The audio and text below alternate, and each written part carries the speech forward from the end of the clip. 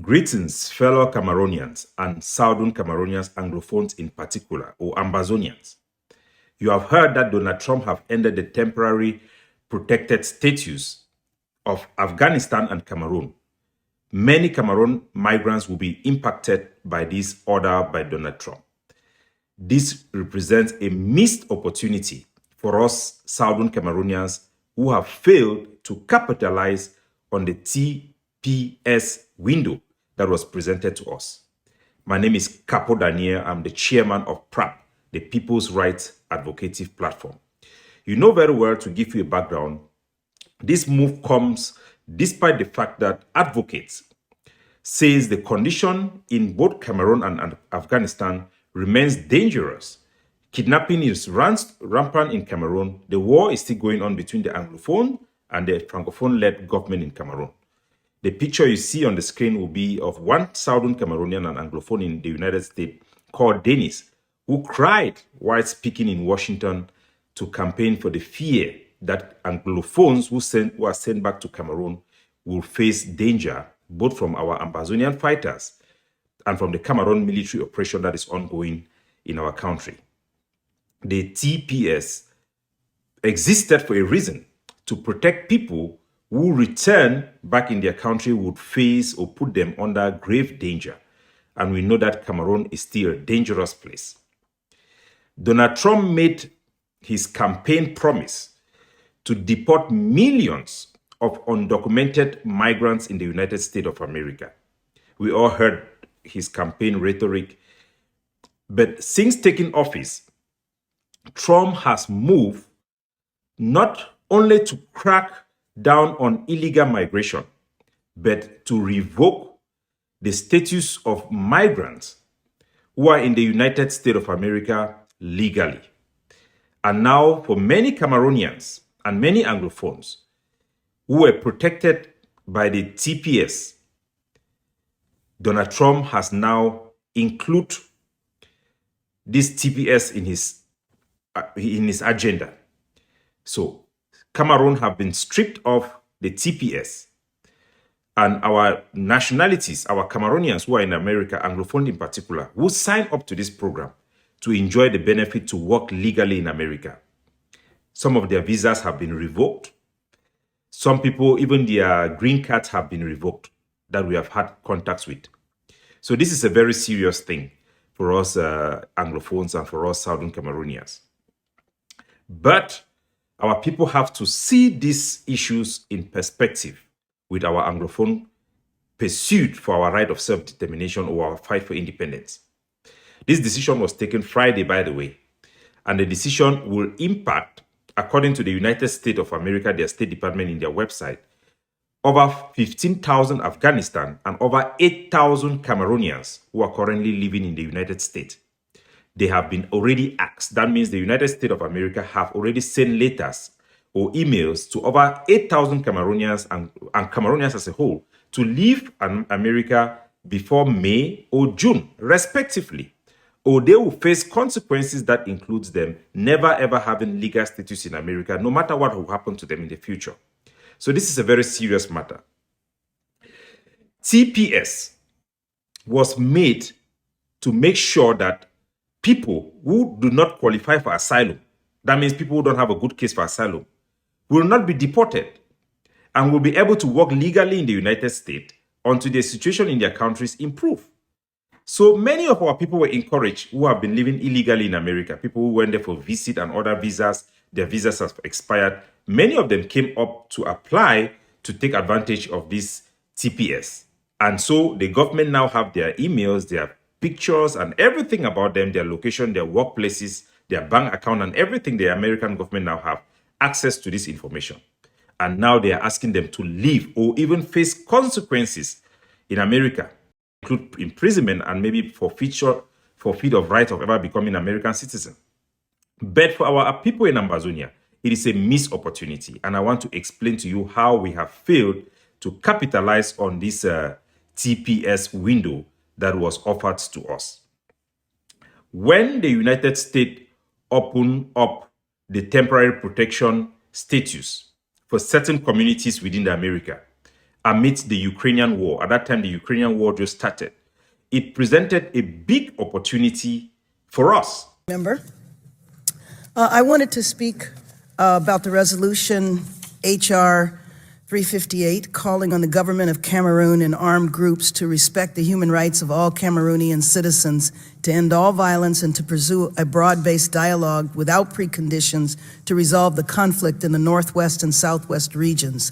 The situation in Cameroon continues to decline, and to be frank, Congress, the international community, and Cameroonian citizens who I receive regularly in our office, either in person or by phone, are concerned about where this country is heading. The tensions in the Anglophone region are not new.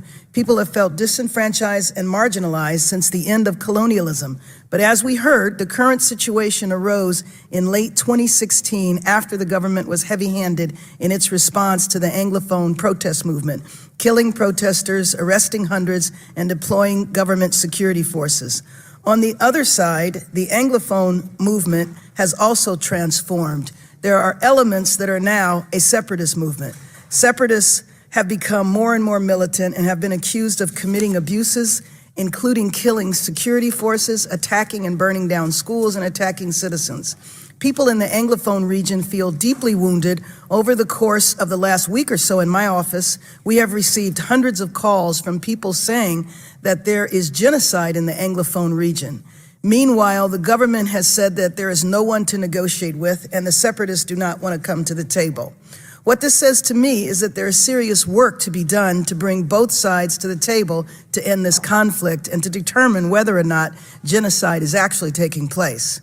I do not aim to tell this country what to do. What we here in Congress want to do is to encourage dialogue in order to make sure that Cameroon is not the site of a civil war. The government must recognize that it is facing a real national crisis, and the international community is watching. And activists must realize that peaceful, nonviolent protest is the only way to get people to hear their cause. This resolution, HRES 358, calls on the government of Cameroon and armed groups to respect the human rights of all Cameroonian citizens, to end all violence, and to pursue a broad-based dialogue without preconditions to resolve the conflict in the Northwest and Southwest regions. I encourage my colleagues to support this resolution and to send the message to Cameroon and the world that we remain engaged in the world. Majority of us was contacted by many United States officials, in particularly Karen Bass, who had traveled to Cameroon, and other State Department and even French State Department workers in the United States in goodwill. So not just for the Ukraine, but other countries and regions were also lobbied to be included. It was an opportunity because of the Russian war, so an opportunity came up. So those who were organized in America, many other countries who were organized in America, effectively lobbied also for their own countries to be included.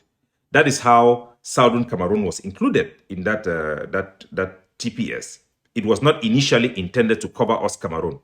We were just offered an opportunity. For me personally, I'm talking for myself, I was contacted by some of these people in the American government and their legislature, and I was told that because I've been sending letters to them about our issue, there is an opportunity for them now to include our issues, and I was encouraged, and I sent letters there as well. So, after we have successfully, or after the American government have granted this TPS to us Cameroonians, it was granted for Cameroon, not for Anglophone or Francophone. That is how it works. After successfully being included in the TPS, our clueless organizations across the board in our Ambazonian struggle had no competence to take advantage of it, because that means that your conflict in your country abroad becomes a domestic interest of America, because they are taking care of your people and they want them to go back. My attempt to get the egg of C, because I was with the egg of C at that time, to capitalize on it, saw clowns like Akosong Raymond arguing with me about Republican Democrats. They didn't even have a clue about what is going on how you can take advantage of that. It was very frustrating for me, personally. That's why I'm very happy to have my own organization today. So Ambazonian group movements as a whole, despite having a very clear case of state persecution back home. We had a United Nations well-documented internally displaced people and a humanitarian crisis declared by the United Nations. We also have a well-documentation of our refugees going into Nigeria actively till today. We also have a situation of Cameroon military crackdown on our people and insecurities even by Amber Boys. It was an opportunity to gain diplomatic advantage, which we did not. And today it's over.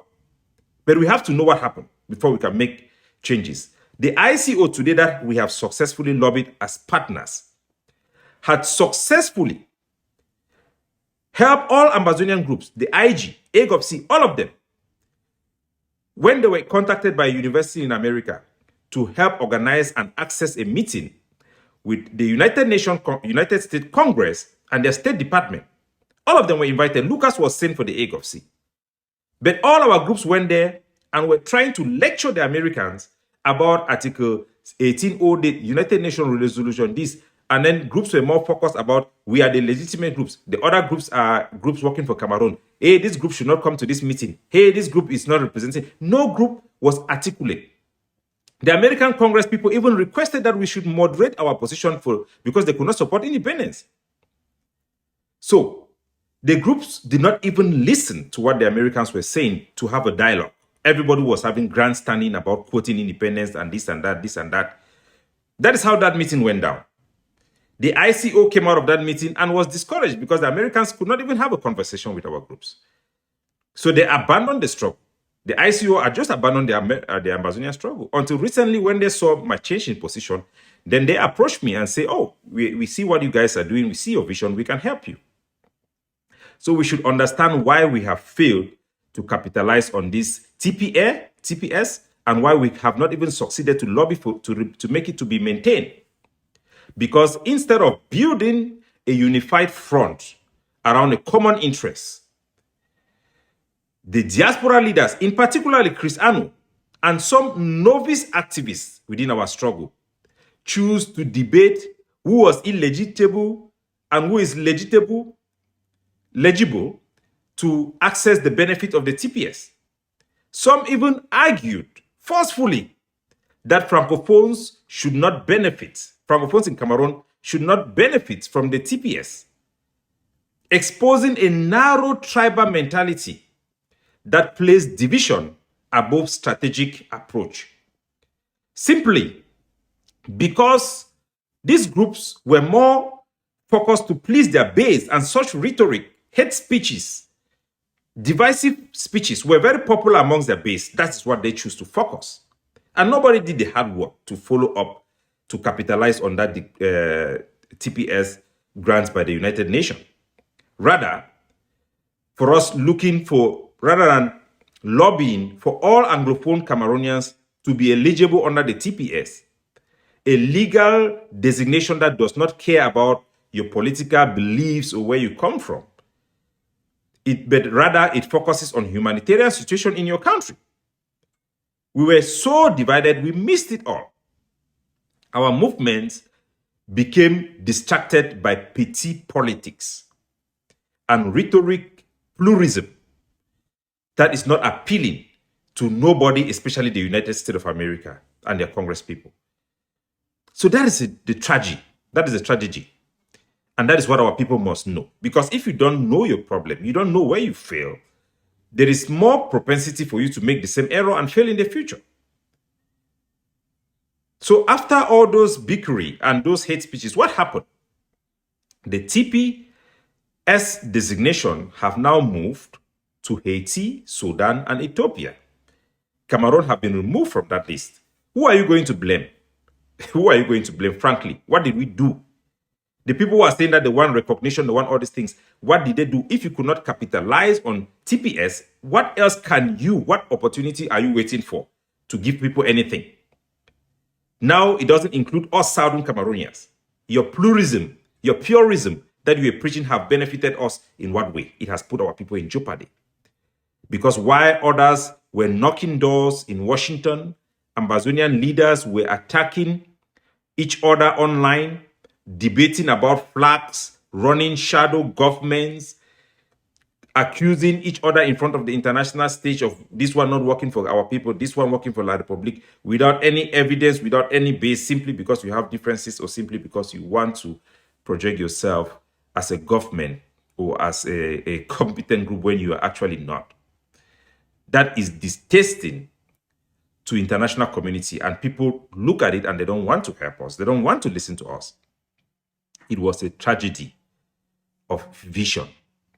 And it exposes once again that many who claim to lead liberation struggle are more interested in controlling narratives within social media, WhatsApp group, and their small group, rather than winning freedom for our people.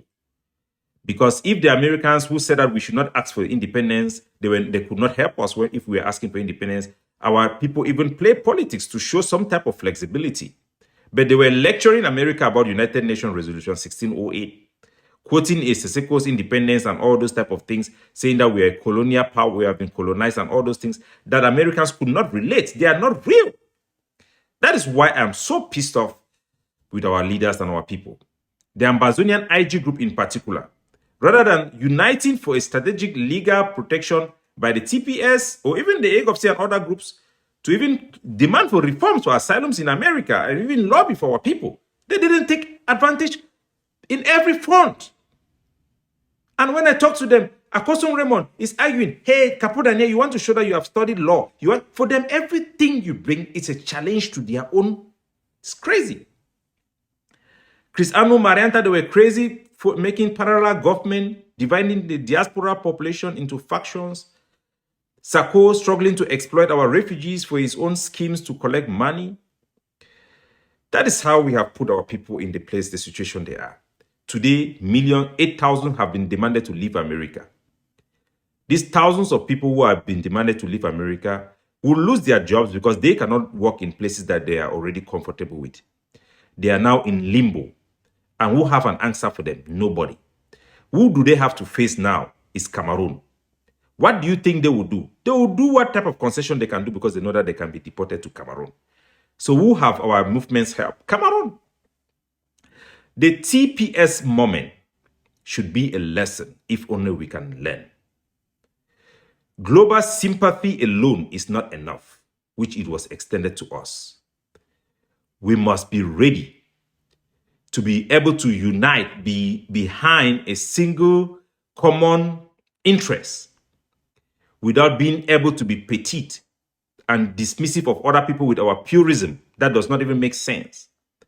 To take strategy to seize important moments in history and in time. We must be pragmatic. We must be realistic, especially when it comes to international community and what we say. We must be able to understand the global system and be competent to do the hard work and necessary adjustment for us to be successful and deliver real tangible results for our people, rather than focus on appeasing our base, because that would not save anybody. They always say almost doesn't count. This our struggle will become a regret for our people in the history if we continue like this. Let us not miss the next opportunity, even though we never miss opportunity to miss another opportunity. So, my fellow people, our people, 8,000 of them have officially received letter from the United States of America, or some of the letters are still on the way, to leave America before or on the 8th of between May this year and June. And that will be happening. These are people who are crucial to our economy and to their families. The Amazonian and Anglophone population in America have doubled since this TPS was granted. Even when they turn away people from the border in Mexico, I know people personally that I've helped to get to America through the border. They are all there living now in peace. Their lives now will be put in jeopardy because the condition to get asylum in America have been tightened. So the TPS was a way that they say, even if you don't have asylum case, your case is not good, they will leave you to stay there because there is problem back at our home. Now, because of our own stupidity and internal dynamic, our population in America will be faced with the danger to go back to Cameroon. And what do you think they will do? For their survival, They are going to ditch the struggle, try to appease Cameroon, try to even say words that are against our struggle, and dissociate themselves with the struggle and the plight of our people. So our behavior in itself is counterproductive to the result that we seek and we desire for our people. I've worked very hard for this struggle and for our people because I believe in you. I believe in your freedom. We have a good case. But we must be able to put the love of our people and patriotism, not in rhetorics, and do the right thing. It is courageous to do the right thing. It is very courageous to do the right thing, even when people throw stones at you, to work with conviction and principle. It is an honorable thing that we are called to do. I'm the generation of every small thing pick up. I'm the generation where we do cleanup campaign every once a month. I'm the generation where our neighbors, our parents around the neighbors, they all were our parents. I'm a child from my two. Bamenda boy, chop fire. Born in Boya, raised in Bamenda. And I speak to you from my generation. Do not let this moment pass. Please, align with what we are doing. Support my initiative. Support PRAP. Yes, we are the biggest platform, but it will take more than that. And if you are one of those groups, these groups in our struggle, you have to be able to hold your group accountable so that our people's interests will triumph. We have to do what we have to do. But we will never give up on our people because they are our primary motivation. We'll fight hard for you to secure your place in the world because as minority people as us, we know how it feels. I've been a victim of discrimination back home. I abandoned university in Chan because of that. You know it already. We fought for Furundi and we will not give up on our people. Our people should not just focus on purism, but should be driven by their own survival, by their own development, by their own civilization and their own interests. We'll continue to advocate along this line. God bless you all and hope this education awakens us up so that we don't miss the next opportunity that comes our way. God bless you. Have a wonderful sky wherever you are. Capo Daniel.